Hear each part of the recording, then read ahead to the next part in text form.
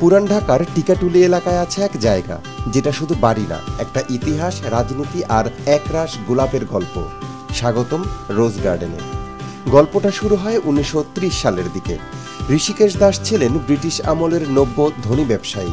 তবে সাধারণ পরিবার থেকে উঠে আসায় ঢাকার খানদানি পরিবারগুলো তেমন পাত্তা দিত না তাকে। একবার তিনি জমিদার নরেন্দ্র নারায়ণ রায়চৌধুরীর বাগানবাড়ি বলদা গার্ডেনের এক জলসায় গিয়ে অপমানিত হয়ে ফিরে আসতে বাধ্য হয়েছিলেন। এরপরে তিনি রোজ গার্ডেন প্যালেস তৈরির সিদ্ধান্ত নেন। সিদ্ধান্ত অনুযায়ী 1931 সালের পুরান ঢাকার ঋষিকেশ দাস রোডে একটি বাগানবাড়ি তৈরি করা হয়। তিনি চীন, ভারত, জাপান আর ইউরোপ থেকে মাটিসহ দুর্লভ গোলাপের চারা এনে লাগালেন এই বাগানে। সমগ্র ভারতে এমন বাগান আর কোথাও ছিল না।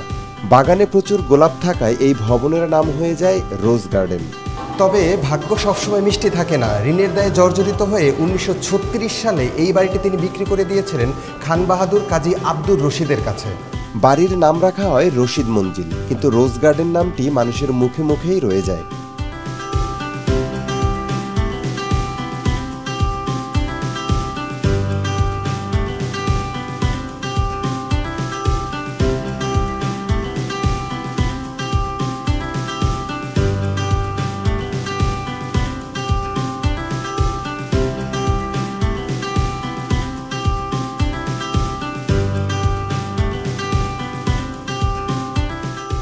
(1944 সালে কাজী আব্দুর রশিদের মৃত্যুতে মালিকানা পান তার বড় ছেলে কাজী মোহাম্মদ বশির ওরফে হুমায়ুন সাহেব। ফলে ভবনটির নাম হুমায়ুন সাহেবের বাড়ি নামেও পরিচিতি পায়। 1970 সালে বেঙ্গল স্টুডিও ও মোশন পিকচার্স লিমিটেড রোজ গার্ডেন প্যালেস ইজারা নেয়। তখন এখানে নিয়মিতই চলচ্চিত্রের শুটিং চলত।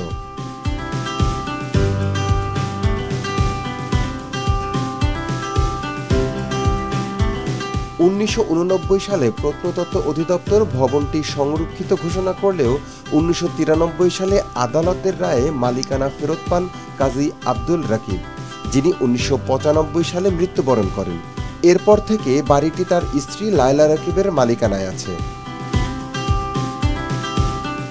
2018 সালে বাংলাদেশ সরকার 331,70,02,900 টাকায় ভবনটি কেনার সিদ্ধান্ত নেয়। এই বাড়িটার প্রতিটা কোণে কোণে আপনি ইউরোপীয় ধাঁচের একটা ছোঁয়া পাবেন। তো হঠাৎ আপনি মনে হবে যে ঢাকায় থেকেও আপনার মনে হবে যে আপনি আসলে প্যারিসে চলে এসেছেন। রোজ গার্ডেন সপ্তাহের একমাত্র ছুটির দিন রবিবার। সোমবার খোলা থাকে বিকেল 2টা থেকে সন্ধ্যা 6টা, আর বাকি দিনগুলো সকাল 11টা থেকে সন্ধ্যা 6টা পর্যন্ত। প্রবেশ ফি 30 টাকা।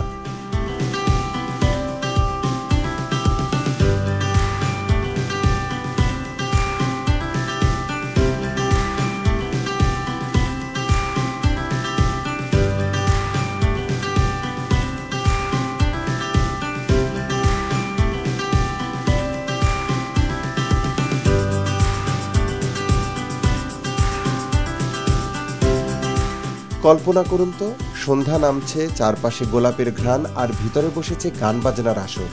এভাবেই একসময় জমে উঠত রোজ গার্ডেনের রাতগুলো।